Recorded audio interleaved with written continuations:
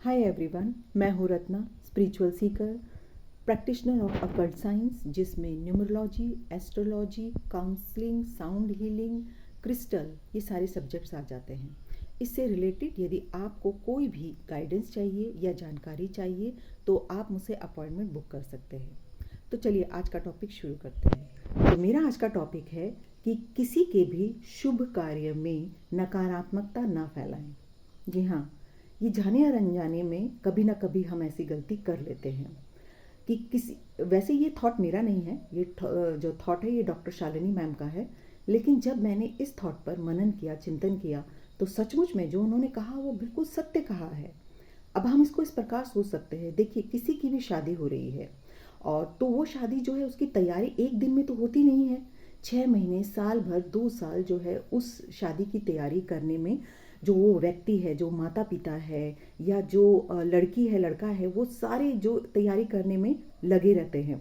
और वो दिन बहुत ही खूबसूरत और बहुत ही शुभ दिन होता है वहाँ पर। और शादी जो कहते हैं कि एक महायज्ञ है, और वहाँ पर तो आशीर्वाद देने के लिए स्वयं देवी देवता उपलब्ध होते हैं, ये ऐसा कहा जाता है।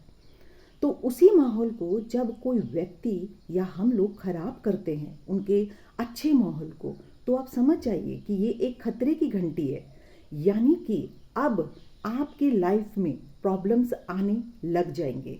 जी हाँ, किसी के भी शुभ कार्य में कभी भी नकारात्मकता ना फैलाएं।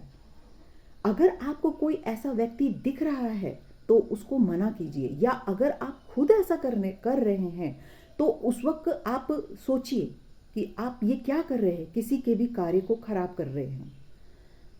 तो उसी वक्त ही आप समझ जाइए कि अब आपकी लाइफ में जो है वो प्रॉब्लम्स आना शुरू हो जाएंगी और आपको पता भी नहीं चलेगा।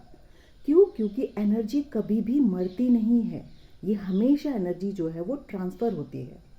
आपने किसी के शुभ कार्य में विघ्न डाला है, इट मीन्स कि अब वहाँ उस व्यक्ति के जो भी, उस व्यक्ति के जीवन में जो भी बुरा वक्त आने वाला है, आने वाला होगा, तो वो अब सारे जो है आपकी बुराई, अब आपके अंदर जो है वो सारी बुराइयां आ जाएंगी।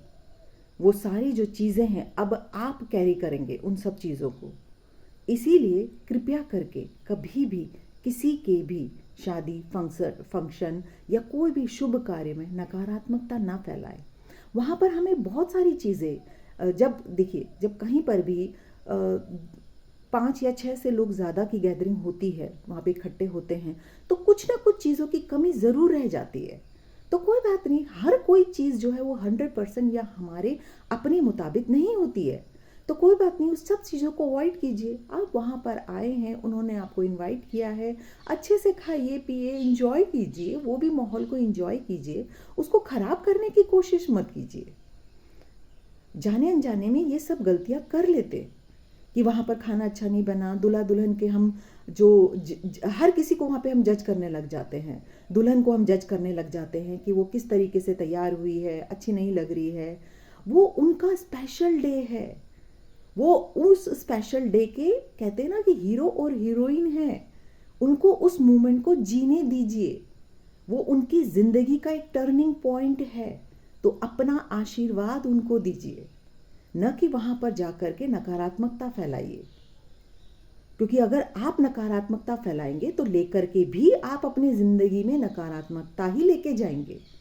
तो किसी के भी, जहाँ पर आपको देख रहे हैं कि सब लोग हंस रहे हैं, खुश हो रहे हैं, तो उस माहौल को ख़राब मत कीजिए अपनी ईगो से, अपने अपने थॉट से, अपने विचारों से। वहाँ पर उस माहौल को ख़राब मत कीजिए। अगर आपको कोई चीज़ अच्छी नहीं लगती है तो हर एक चीज़ का एक समय होता है, एक सही समय पर उसको, बात को बोलिए, लेकिन उस एक अच्छे माहौल को ख़राब करने की कोशिश मत कीजिए। तो बस इसी ही अच्छे विचार के साथ हम एक सुंदर समाज का निर्माण कर सकते हैं। Thank you so much.